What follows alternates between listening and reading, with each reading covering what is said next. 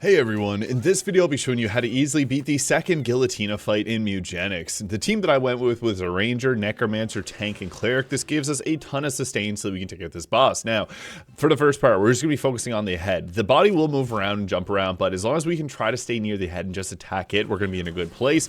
I also like to use familiars here, because if they're in a straight line like this, she'll always go for the attack on enemies like that. So if you can have a couple pooters or anything that you got summoned, leeches, you name it, they're going to be really good in this fight because it's going to grab and make this boss attack him. Now, you can see there, it does the throw attack into the body. Whenever that happens, it's recommended to bring multiple cats that have mobility skills. Now, this is a crazy combination here. The Chosen Warrior I got in my Cleric there gives an extra attack to the Ranger and boosts their damage. This is an insanely valuable skill. The Ranger having some of the highest damage in the game at range is something you definitely want to bring. If you can get that combo, it makes a huge difference, because you can see here, I didn't get any critical hits, but that was 10, 10, 10 damage that was done. And then I also had the twin shot there, which gave me a couple more shots. So that was a really good turn, in all honesty, and then I ended off with the rocket launcher there. So if you have any items, I would recommend bringing them. If you beat certain encounters, you can get some good ones like that rocket launcher there. Now, my tank had the ability to stun the head. You want to stun Guillotina's head because it has 3 actions compared to the body, which only gets 1 there. So it all comes down to the action economy and the amount of health we're able to recover per turn. So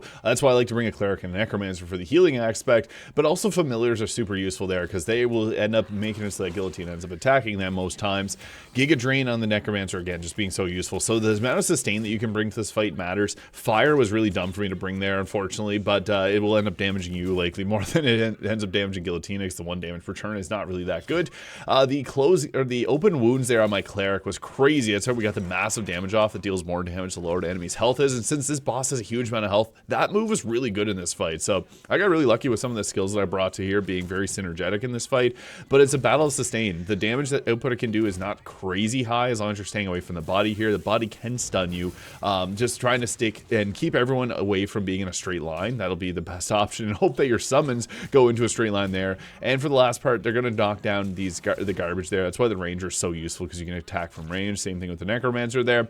And you also can just burn those down too if it's in the way. But yeah, the last section one is just the body here. It's just about dealing as much damage as you can. If you have squishy targets, remove them as far away as possible from the body. It typically will just attack whoever is closest there. And that's why I said bringing a Tank and Necromancer is really good for the extra health that they have. Now, if this video is useful, please hit the subscribe button below, and I hope you guys all have a great day.